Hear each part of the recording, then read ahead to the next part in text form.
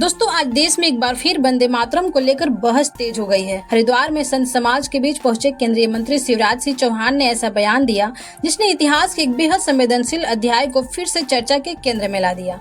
शिवराज सिंह चौहान ने दावा किया कि 1937 में मुस्लिम लीग के दबाव में वंदे मातरम को 2 हिस्सों में बांटा गया और आगे चलकर यही देश के विभाजन की नींव का हिस्सा बना।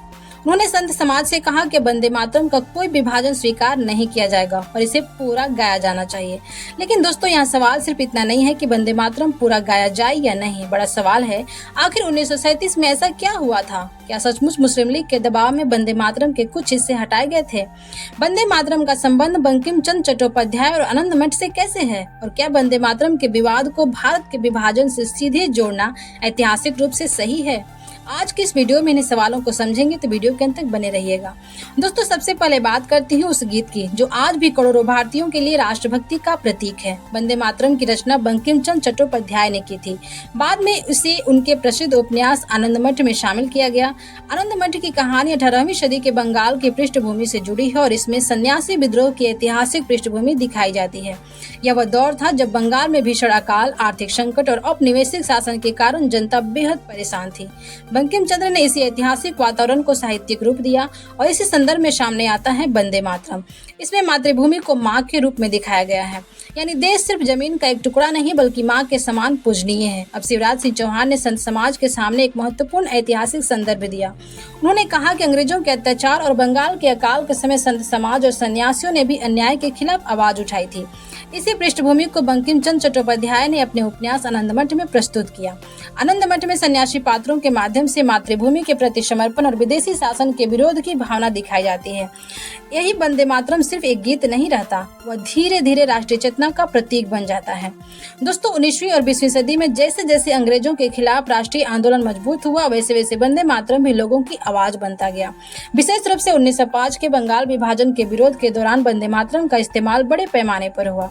लोग इसे आंदोलन के दौरान नारे और गीत के रूप में इस्तेमाल करने लगे। यानी अंग्रेजों के खिलाफ लड़ाई में वंदे मातरम की भूमिका सिर्फ साहित्यिक नहीं रही, यह राजनीतिक और राष्ट्रीय आंदोलन का भी प्रतीक बन गया। वंदे मातरम के शुरुआती छंदों में मातृभूमि की सुंदरता और उसके प्रति सम्मान की भावना प्रमुख रूप से दिखाई देती है, लेकिन बाद के हिस्सों में दुर्गा और अन्य धार्मिक प्रतीकों का उल्लेख आता है। यहीं से कुछ मुस्लिम नेताओं और संगठनों की आपत्ति सामने आई। उनका तर्क था कि धार्मिक देवी देवताओं की उपासना वाले हिस्सों को सभी समुदायों के लिए राष्ट्रीय गीत के रूप में स्वीकार करना कठिन हो सकता है।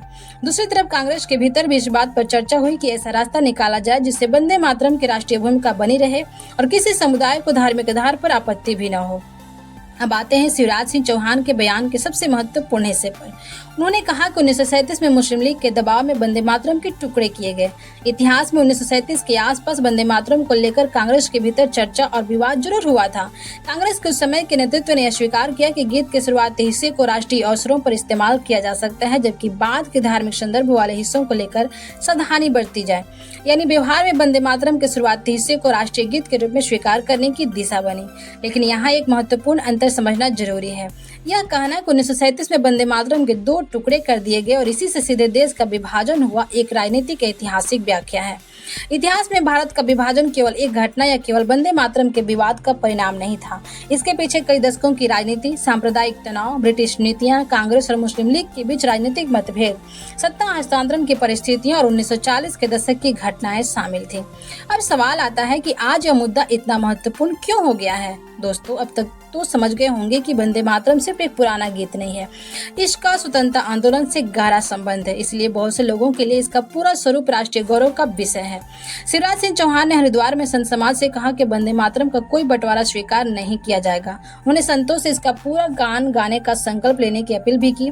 यह बयान ऐसे समय में आया है जब देश में राष्ट्रवाद, इतिहास और स्वतंत्रता आंदोलन से जुड़े प्रतीकों को लेकर राजनीतिक बहस लगातार होती रहती है। दोस्तों, शिवराज सिंह चौहान ने केवल वंदे मातरम की बात नहीं की, उन्होंने संत समाज से एक राष्ट्र एक चुनाव के समर्थन की अपील भी की।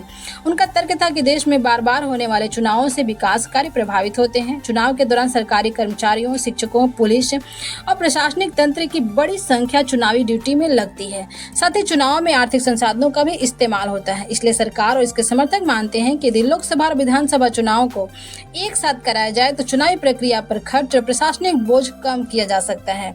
लेकिन इसके विरोध में भी सवाल उठते हैं कि अलग अलग राज्यों की अपने राजनीतिक परिस्थितियों को एक साथ होने वाले चुनाव भावनाओं के साथ आसानी से जोड़ा जा सकता है? क्या इससे राज्यों के मुद्दे राष्ट्रीय मुद्दों के पीछे दब जाएंगे? और सबसे बड़ा सवाल, क्या बार बार चुनाव लोकतंत्र की समस्या है या लोकतंत्र की स्वाभाविक प्रक्रिया? इन सवालों पर देश में अभी भी बहस जारी है। अब सवाल आपसे, क्या वंदे मातरम को पूरा गाया जाना चाहिए? और आपको क्या लगता है, वंदे मातरम के विवाद को देश के विभाजन से जोड़ना सही ऐतिहासिक विश्लेषण है? अपनी राय कमेंट में जरूर दीजिएगा। वीडियो पसंद आया हो तो लाइक कीजिएगा, दोस्तों के पास शेयर कीजिएगा, चैनल पे नए हो तो सब्सक्राइब करके बेल आइकन जरूर प्रेस कीजिएगा। तो मिलते हैं नेक्स्ट वीडियो में, तब तक के लिए जय हिंद, जय भारत।